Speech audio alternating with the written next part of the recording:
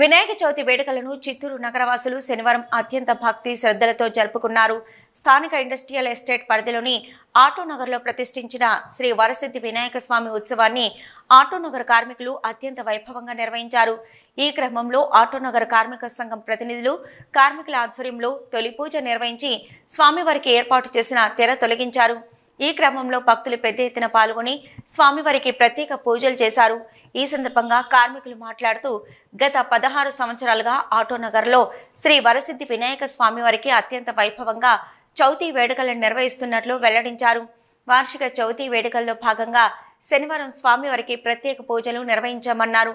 అదేవిధంగా సోమవారం మధ్యాహ్నం 12 గంటలకు భక్తులకు అన్నదానం, బుధవారం సాయంత్రం 3 గంటలకు స్వామివారి నిమజ్జనోత్సవ కార్యక్రమాన్ని అత్యంత వైభవంగా నిర్వహిస్తామని వెల్లడించారు. పై కార్యక్రమాలకు భక్తులు పెద్ద ఎత్తున పాల్గొని జయప్రదం చేయాలని కోరారు. ఈ కార్యక్రమంలో చిత్తూరు లారీ అసోసియేషన్ అధ్యక్షులు చెంగల్ నాయుడు, అసోసియేషన్ ప్రతినిధి కవిత సురేష్, పెద్ద ఎత్తున ఆటోనగర్ కార్మికులు పాల్గొన్నారు.